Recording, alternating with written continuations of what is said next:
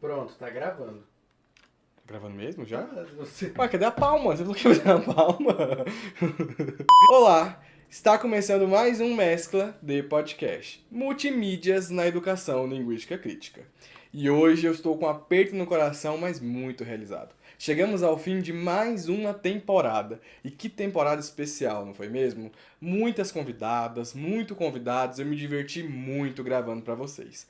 Infelizmente, em um contexto e uma conjuntura de saúde, social, econômica, não tão agradável e feliz como nós gostaríamos. Hoje, essa semana, a gente chega na triste marca de mais de 513 mil mortos por causa da Covid, por complicações por causa da Covid-19, em um país que já existe vacina, porém com compras recusadas, uma falta de organização, planejamento nessa distribuição, que infelizmente nesse contexto é fatal.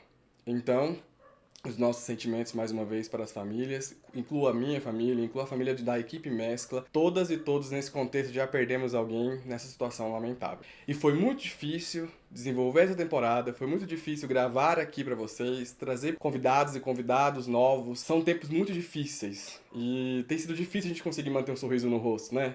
Tem sido difícil a gente conseguir estar bem para fazer as coisas. Mas, como diz Paulo Freire, nós não podemos deixar de esperançar. E é aquela esperança do verbo agir, sabe? A gente vai à luta, a gente faz, a gente consegue o que a gente precisa e essas coisas vão passar. E eu espero muito que quando a gente retornar com o Mescla, a gente já esteja um pouquinho melhor dessa conjuntura que nós encontramos nesse momento. Mas, dito isso, o episódio de hoje está tão especial quanto toda a temporada. Nós vamos ter hoje aqui Michael Rodrigues, que é mestrando em Linguagens e Práticas Sociais pelo PPG-IELT da UEG e veio conversar com a gente sobre a sua monografia da especialização Lato Sensu. E eu posso te falar, eu já li esse trabalho umas 3 vezes e eu não paro de arrepiar sempre que eu leio. É forte, é potente, é sensível e eu tenho certeza que vocês vão gostar. E no final desse episódio eu volto pra gente conversar um pouquinho sobre como vai ser a próxima temporada e eu não tô sozinho, tá? Então, com vocês, no episódio de hoje, uma conversa necessária sobre a resistência de cursinhos populares, debate social e projeto de educação aberta pré-A. Então, roda a vinheta.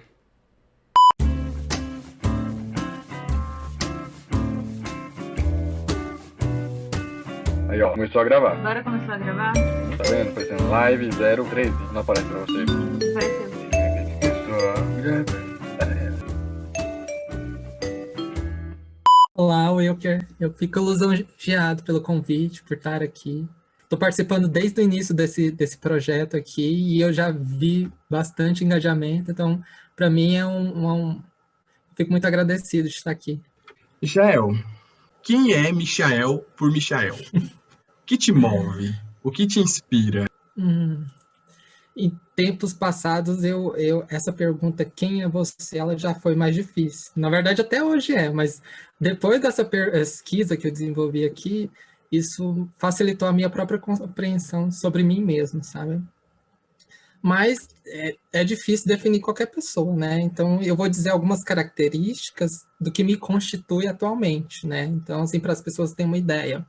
Eu sou um goiano do interior, um jovem, inquieto, docente, discente, homossexual, pardo, de classe baixa e pesquisador. Então, isso são categorias, né, que me categoriza atualmente e que a boa parte das pessoas me conhecem, pelo menos por algumas delas. E, para mim, o que me move, eu acho que é a vontade de experienciar outras alternativas, outras narrativas e considerar que elas são possíveis, né? Então, é isso que tem me movido ultimamente e é assim que eu me reconheço, né? Acho que é a possibilidade de construir sentidos outros para além do que já está dado, né? E isso tem a ver muito também com as minhas inspirações. Eu sou muito inspirado por professoras e professores de inglês. Não tem como. Porque, tipo, era nas aulas de inglês, por exemplo, que eu conseguia ter acesso a outros repertórios, a outras realidades, a outras narrativas, sabe? Então, meus pais, eles não são falantes de outras línguas, mas ir para a escola e ter acesso a essas outras línguas e ter acesso aos repertórios culturais que elas traziam, eram para mim uma forma de acessar realidades outras, sabe? Então, isso é o que me move, isso é o que, de certa forma, me inspira também, sabe? E eu sou muito inspirado por esses professores da escola pública que me ensinava a língua inglesa, sabe? E hoje eu sou um professor de inglês e eu vejo isso como um ciclo, né? Eu aprendi com eles, hoje estou aqui formado e tentando construir esse ciclo, sabe? A língua acabou sendo só um pretexto para inspirar outras pessoas, para conectar outras pessoas, sabe? É assim que eu me identifico. Quando eu li o seu trabalho, eu devo confessar que eu me emocionei em diversos momentos. E em muitos outros momentos, eu fiquei me sentindo naquele lugar, sabe? Parecia que você estava falando de uma realidade na qual eu também faço parte, tanto social, cultural ou economicamente falando. Uma escrita muito sensível, muito poderosa. E além de toda a enorme relevância social dessa monografia, né, intitulada Praxeologias de Educação Linguística Crítica em um cursinho popular, uma autoetnografia docente. A primeira coisa que eu gostaria de saber, Michael, que me causou... Eu fiquei bastante intrigado. Por que uma autoetnografia? Qual foi seu encontro com essa metodologia que é tão contemporânea? Eu vou chegar lá, mas primeiramente eu tenho que ficar agradecido pela sua leitura desse trabalho, porque é um trabalho um pouco extenso, pesado, mas cheio de conteúdo, sabe? Então eu fico agradecido pela leitura desse trabalho. Eu acho que é um texto para se identificar mesmo. Eu e você, a gente compartilha algumas características, então não tem como não se identificar. Nós dois somos jovens, somos professores, somos homossexuais, então tem algumas características ali que transparecem no nosso próprio olhar de pesquisa, sabe, de estudo. Acho que o que caracteriza nós dois é esse processo de problematização, sabe? Eu conheci ela por um acaso, sabe? Um dia eu estava com a orientação com a Bárbara, que é a coordenadora do Lean Life, coordena também esse projeto do podcast, e eu estava em orientação e ela comentou sobre esse tipo de metodologia. Eu nunca tinha ouvido falar desse termo, né? Autoetnografia. No mais, foi etnografia, né? Todo mundo tem esse choque, esse conhecimento com essa palavra, né? E ela me falou dessa metodologia, que era uma forma de estudar, assim, de colocar-se como objeto dentro de um contexto de pesquisa, mas também entender os significados que eram construídos naquele espaço. Então eu guardei isso na minha mente, né? Como eu nunca trabalhei nesse viés, eu só guardei isso na minha mente e mantive isso por lá. Isso foi na graduação, né? Aí, um ano depois, eu fui para a especialização, para a pós-graduação, e quando eu estava planejando o desenho metodológico dessa outra pesquisa que eu estava desenvolvendo, e antes eu tinha escolhido ela para ser uma pesquisação, sabe? Eu achava que era uma pesquisação, sabe? E eu percebi que estava dando choque, não estava se encaixando, e aí, com o objetivo que eu tinha, né, com a proposta que eu tinha. Então, não estava se encaixando, e eu pensei assim, o que eu faço agora? E do nada eu tive um insight, lembrei desse momento que a Bárbara falou dessa autoetnografia, fui aprofundar sobre isso, e casou certinho com o objetivo que eu queria, né? Já que nessa pesquisa eu tinha como pretensão entender os sentidos que eram atribuídos por mim e por meus alunos naquele contexto, naquele processo de educação linguística, sabe? E não necessariamente resolver um problema como seria na pesquisação, sabe? Então eu tive que fazer uma escolha metodológica e isso mudou todo o desenvolvimento da pesquisa, também a escrita, a forma de ver. Então isso foi essencial para mim. Essa metodologia, a autoetnografia, ela é recente, ela vem da antropologia, dos estudos etnográficos, e que agora está expandido para outras áreas, como a educação e a formação de professores.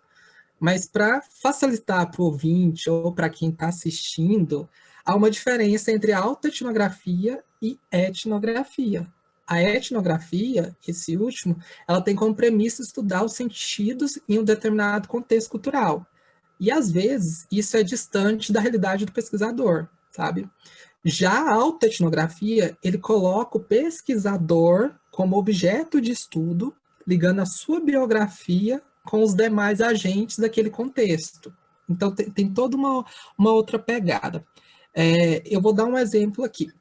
Quando um linguista vai, por exemplo, em uma aldeia indígena para estudar uma língua, e o sentido que esses indígenas aplicam através dessa língua, esse linguista, ele está ali como observador.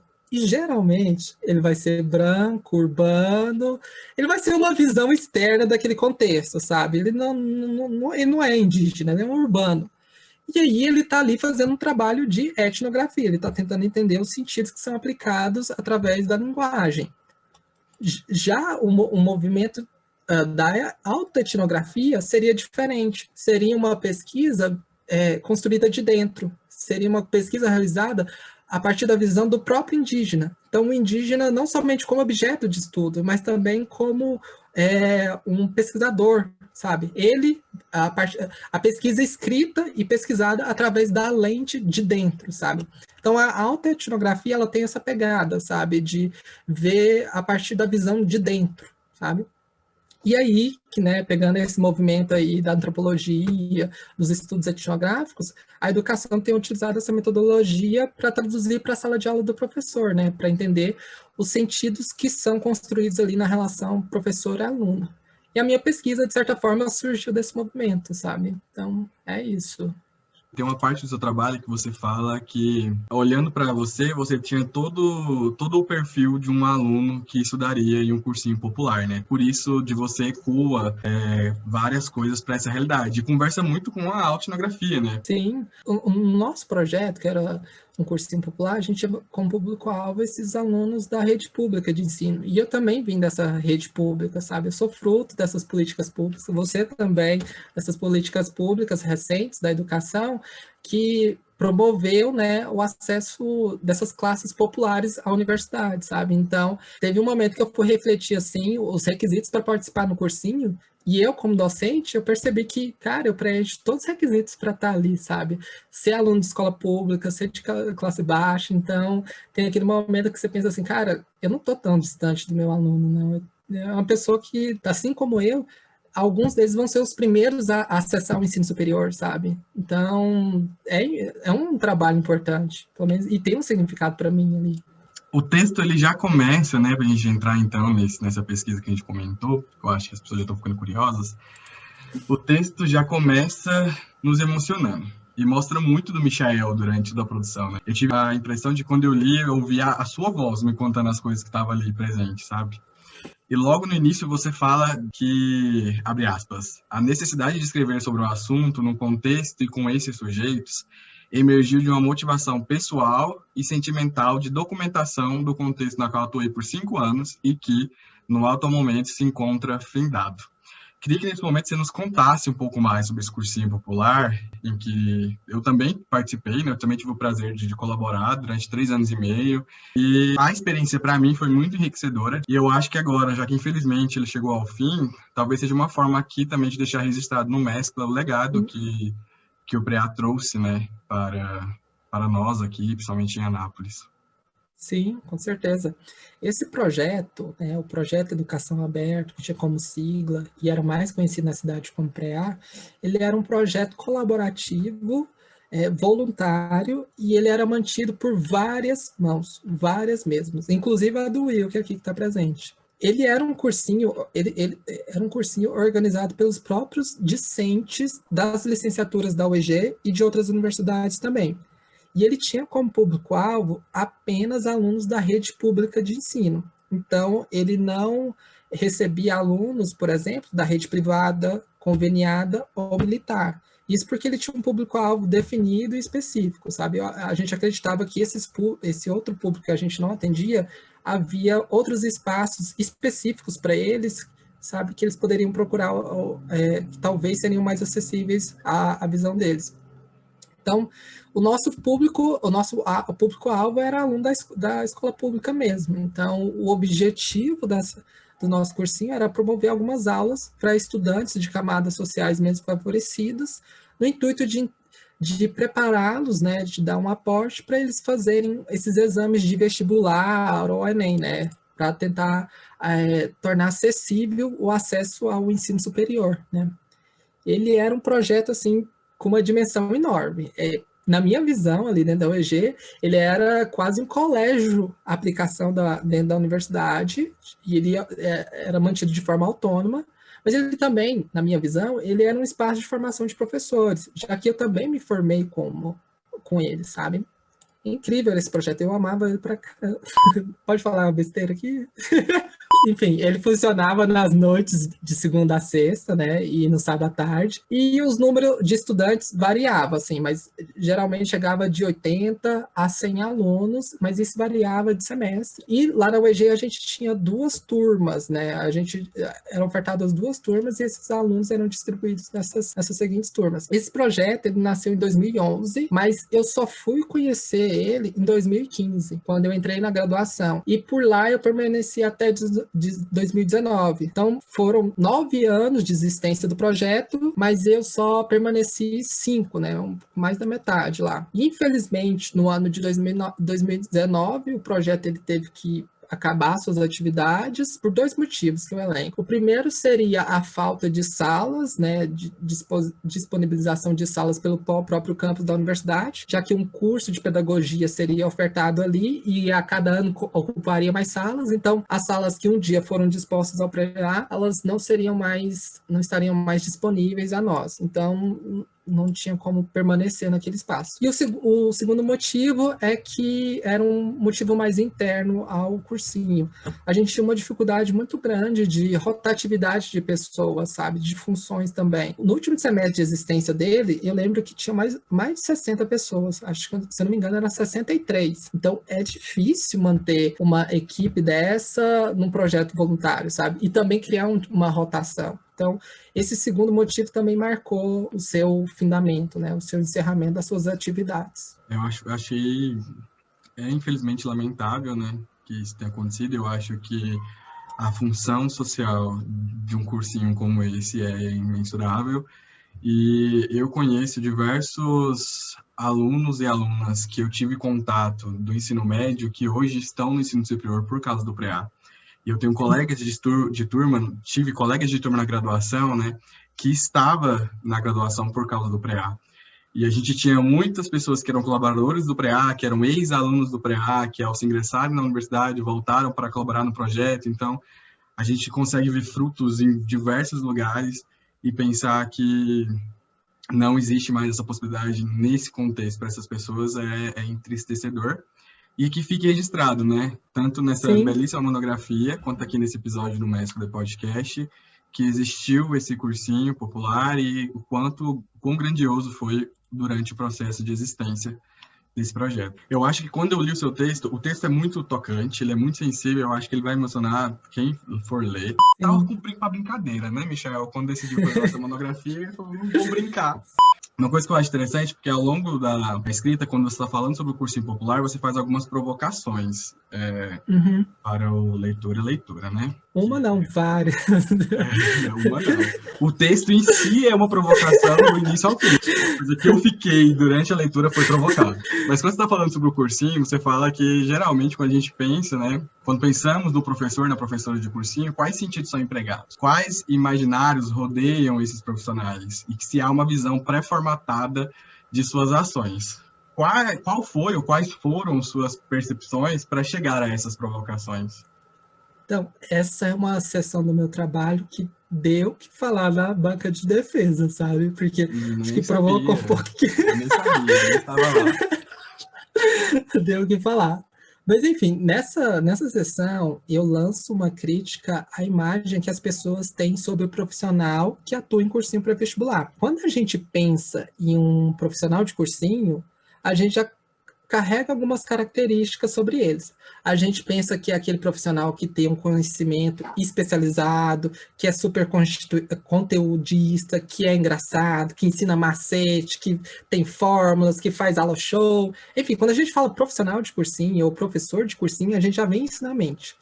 Só que nessa sessão eu lanço uma crítica a essa representação, a essa imagem que a gente tem desse profissional, porque essa imagem ela é construída sobre uma ótima tecnicista e liberal, e ela é construída sobre a égide de cursinhos privados, sabe? A imagem que a gente tem na sociedade de professores de cursinhos pré-vestibulares, elas são construídas em cursinhos privados, sabe?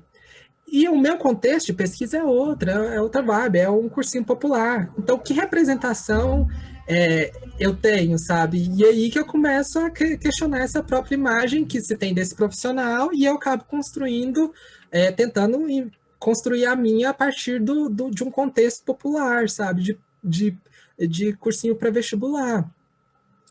Então, para mim, como educadora ali naquele contexto, não fazia sentido encarnar essa imagem que a sociedade tem do profissional de cursinho. Essa imagem, de certa forma, ela é uma performance. E é uma performance que eu não queria repetir, você entende?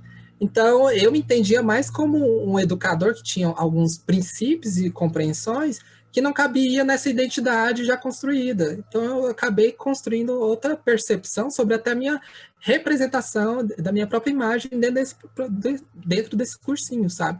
Então, como eu sigo um viés mais freiriano, eu acabei seguindo esse viés de educador popular, sabe? E menos profissional de cursinho pré-vestibular, você entende? Nessa pesquisa, né, como eu atuei nesse contexto por 5 anos, eu acabo considerando o que vem antes do meu encontro com o ensino crítico de línguas também, né? Que também é essencial, sabe? Viu? Caiu? Caiu. A gente volta nessa parte de novo, porque eu falei tudo. Eu só parei de falar depois que eu apresentei, aí eu percebi que eu estava sozinho. Então, acredite ou não, esse texto foi um dos textos mais difíceis que eu já escrevi na minha pequena vidinha de 23 anos, sabe? Nesse texto, nessa introdução, eu falo um pouquinho das minhas inspirações, dos meus encontros, dos meus desencontros, das minhas dores, expansões, que faz parte, né, também do processo autoetnográfico, né, que é a metodologia que eu tinha escolhido. Nessa sessão, eu relato um pouquinho da minha história, das minhas conexões, eu falo também das minhas inspirações, principalmente das professoras de língua inglesa que eu tive, e eu construo todo um caminho para mostrar a razão de se construir essa pesquisa nesse atual momento, sabe? Então, essa introdução é um texto autobiográfico, que é uma prática, inclusive, que eu recomendo para outros professores, né, exercer essa prática de escrita de si, como a própria Bell Hooks fala, né, de promover escritas autobiográficas, e que é uma forma de autoconhecimento, sabe? É uma forma de autoconhecimento que você vai revisitar o passado, mas você também está falando sobre o presente, e quem sabe no futuro você possa rever o que você materializou ali, sabe? Então, é uma escrita para libertação. E a gente descobre muita coisa, né, nesse processo. A gente Sim. Entende muitos processos nossos, né, na produção, por exemplo, da narrativa biográfica que eu produzi para o meu trabalho de conclusão de curso de graduação. Eu encontrei feridas coloniais gigantescas que eu nem imaginava que faziam tão parte ainda no atual momento que eu estou, né. E, então, eu acho bem interessante. Não é fácil, porque foi um processo doloroso. É por isso que eu falei, essa parte é a parte do texto, e para mim foi um dos textos mais difíceis que eu já escrevi. Eu não sei se eu voltaria a fazer umas coisas assim de novo, mas que eu aprendi muito com isso, eu aprendi. Eu acho tudo muito forte. A parte em que você fala sobre aqui no atual momento em que eu estou, com as coisas que eu conquistei, que pode ser que para muita gente não é muita coisa, mas da onde eu vim, e eu fui de uma estatística. E é muito pesado quando a gente lê isso, porque você consegue ver a quantidade de corpos que você traz junto com você, a quantidade de vozes que você traz junto com você, ao evidenciar isso na escrita, né? Eu me senti contemplado. Eu passei 3 anos e meio da graduação sem conseguir cair a ficha que eu estava no ensino superior. Eu passei 3 anos e meio naquele espaço me parecendo estranho, parecia que o lugar era estranho, parecia que eu ali era estranho, que não era para mim, e eu me senti como se fosse um forasteiro mesmo, sabe? Da forma como você coloca os 2 primeiros períodos, né, da graduação para você, quando só tinha literatura e linguística, você não se encontrava. A minha questão não era nem com as áreas de conhecimento, era por não conseguir me enxergar no ensino superior. Sim. Parecia que a qualquer momento aquele ali passaria e eu entraria em um trabalho formal e voltaria para o lugar onde deveria ser o meu lugar social, sabe? Ao longo da escrita do texto, você assume diversas posturas políticas, e acredito que uma das mais marcantes para mim foi a fala. Inclusive, eu acho que você abriu essa apresentação com essa fala, e eu acho muito rica, que abre aspas. Digo que a escrita deste trabalho emana de um processo de autoconhecimento de um jovem docente, discente, homossexual, pardo, de classe baixa, solteiro, sem religião, mestrando, pesquisador, entre outras tantas representações categóricas e simbólicas de quem sou, fui e ainda posso ser. Essas diversas marcações políticas evidenciam não apenas seu modo de atuar como pesquisador, mas também como educador linguístico, né? Eu acho que isso fica muito perceptível naquele encontro do texto narrativo no começo da autonarrativa, e podemos dizer que esse é um dos modos como podemos ampliar nossa atuação como educadoras, educadores, para espaços além de sala de aula? Com certeza. Eu acho que isso fica muito perceptível naquele encontro do texto narrativo no começo da autonarrativa, e podemos dizer que esse é um dos modos como podemos ampliar nossa atuação como educadoras, educadores, para espaços além de sala de aula? Com certeza. Tem uma citação do texto da nossa orientadora, da Vivi Silvestre, que na tese dela ela fala a partir de Kumaveredilo, que é um indiano, e tem uma citação que eu gosto bastante, que ela fala assim: não se pode separar a dança do dançarino do mesmo jeito que não se pode separar o professor da docência, sabe? Então, você me perguntou se essas marcações políticas elas atravessam a minha sala de aula. Eu digo que sim, eu pelo menos acredito que sim.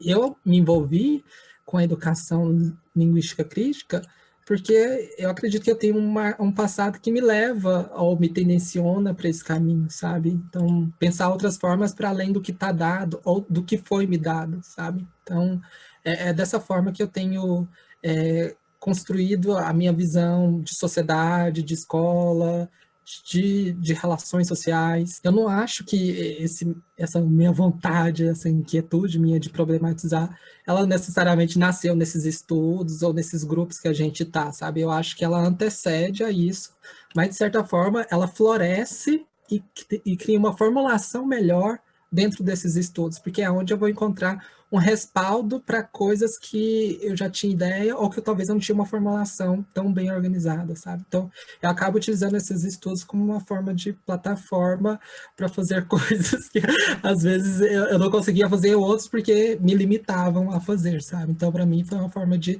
expandir, de reconhecer, de explorar, sabe? Quando eu comecei a dar aula, por exemplo, eu pensava que era antiético tratar sobre desigualdade nas aulas de inglês, porque a aula de inglês era para mim aprender a cultura daquele outro ser, algo que exteriorizava o que eu não era, sabe? Eu queria aprender a cultura daquilo que exteriorizava outra realidade. Só que, como docente, eu percebia que eu acabava fazendo esse processo de repetição, sabe? E eu não tratava só questões de desigualdades porque eu achava que era antiético.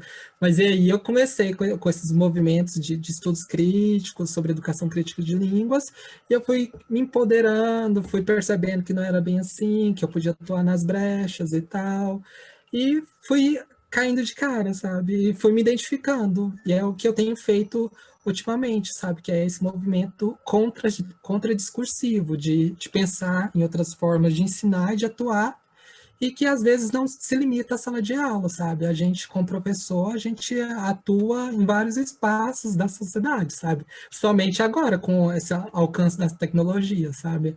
Às vezes o nosso aluno pode não estar dentro da nossa aula, mas às vezes um post que a gente coloca ali no status dá todo um aprendizado, sabe? Então, eu acho que essa relação que você falou sobre política e o alcance do ensino do professor, eu acho que não se limita, de certa forma, à sala de aula e que nem dá para separar essa atuação política desse ser, assim como não dá para separar a dança do dançarino.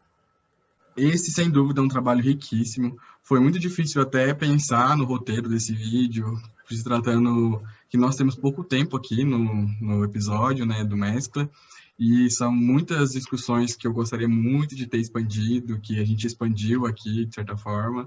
É uma leitura muito agradável e eu indico demais para quem está nos ouvindo, para quem está nos assistindo, caso tenha interesse. O trabalho do Michel a referência já deve ter aparecido em algum momento aqui, Sim, vai estar na descrição. E eu só queria agradecer, né, a todo mundo que ficou até aqui, sabe? Eu imagino que foram alguns minutos de reflexão e eu espero ter contribuído em algo, né? E, por último, eu só queria agradecer ao Wilker, a Letícia, a Bárbara, o Hugo e todo o pessoal que está por trás desse podcast, sabe? É um trabalho lindo e eu, sinceramente, eu desejo vida longa a isso aqui. Muito obrigado, Michel. Eu acho que você falou uma coisa muito legal, né? Que não deixemos de esperançar. Ai, foi tudo! Eu amei. Sim, muito especial esse episódio, né? Falar de um cursinho que foi tão emblemático para nós aqui de Anápolis, uma educação popular de qualidade, feita inteiramente por voluntariado, que infelizmente chegou a seu fim, mas que logo logo virá algumas produções para a gente falar um pouco mais sobre o que foi o PREA e até mesmo reverberações que esse cursinho, que esse projeto, né, de educação aberta pode ter causado. Antes de eu despedir de vocês que estão nos assistindo e estão nos ouvindo, eu só gostaria de falar, porque eu não poderia deixar de falar, hoje, dia 28 de junho, é o Dia Mundial do Orgulho LGBTQI+, e eu não poderia deixar de mandar a minha homenagem para essa comunidade colorida que luta, que resiste numa sociedade tão complicada como a brasileira, que mais mata transexuais no mundo, que mata um homossexual a cada 20 horas no Brasil, e mesmo assim nós resistimos com todo o brilho, alegria e cores que nós temos. Então, minha homenagem de toda a equipe Mescla à comunidade e ao Dia do Orgulho. E antes da gente finalizar, só para me despedir de vocês de uma temporada que eu vou te falar, vai ficar saudade, mas ao mesmo tempo que eu despeço um coraçãozinho apertado, eu venho trazer a notícia que Mescla de Podcast Multimídias na Educação Linguística Crítica voltará logo logo com a nossa terceira temporada. E nós já começamos os preparativos e eu vou te contar, espere, crie expectativa, porque vai valer a pena. Só antes de finalizar, eu convidei a Bárbara, que é a coordenadora desse projeto, e a Letícia, que fica por trás do vídeo, e o Hugo, que criou a nossa identidade visual, para vir falar com vocês o que esperar dessa próxima temporada. Vamos ver? Oi, pessoal. Eu tô aqui no cantinho onde vários episódios das temporadas do Mescla foram gravados para agradecer a audiência do Mescla Podcast durante essa temporada e convidar vocês para ir maratonando enquanto a gente prepara a próxima com muito carinho. Mas as novidades chegarão em breve. Um abraço, até lá! Oi, muito obrigada por ter assistido o Mescla. Eu espero que vocês tenham gostado dessa temporada. Esperamos vocês na próxima, tá bom? Então, aproveitem para maratonar os episódios que já estão no ar, porque tem muita coisa boa, se você não assistiu ainda. E é isso. Até a próxima. Tchau. Oi, pessoal. Aqui quem tá falando é o Hugo. Eu sou responsável pela identidade visual do Mescla. Tô passando só para falar que a terceira temporada já tá a caminho. Vem muita coisa boa por aí. Mas, enquanto isso, bora maratonar as outras 2 temporadas. É isso aí. Até! Como já falaram, vai ser incrível, né? Eu espero vocês, então, daqui a pouquinho. Nos siga nas redes sociais, @ppgielt, o EG no Instagram. Inscreve no canal se você estiver aqui. Segue a gente no Spotify, Google Podcast, Apple Podcast, outras plataformas de streaming onde nós estamos também. E logo, logo, fique atento que o Mescla voltará. Então, até breve e muito obrigado por estarem aqui esse tempo todo mesclando com a gente. O Mescla é pra vocês. E nós estamos muito felizes dos rumos que tem tomado o projeto e para onde ele está caminhando. E logo, logo vocês vão descobrir as novidades. Então, até lá! Um grande beijo, fique com os erros de gravações e até a próxima. Tchau! Tô nervoso. Hora o outro olha pra Letícia e fala, a gente não faz ideia do que a gente tá fazendo. Uai, tô trancado em casa ainda, vivendo essa pandemia. Queria estar na rua, mas não tô. Não, mas a gente já vai começar. Não vamos começar não, é só porque eu esqueço. Queria estar no EG, mas não tô. Queria estar naquele pátio, conversando. Sim, tá acessível. Oi. Ai, meu Deus, é ruim. E o caído e não veio. Que falou de tanta coisa e às vezes não falou nada. Eu gosto muito de ter esse que eu sinto que eu levei uma paulada no final, sabe? Isso aqui é militância, deixa nas redes sociais. Vamos tentar. A academia precisa ler. Não spoiler não, tá, amiga? Relaxa. Mas precisa ela tá super imbricada. Ela tá aí? Etc. É porque ela vai assistir o vídeo, né? Eu não consigo Ah, tá.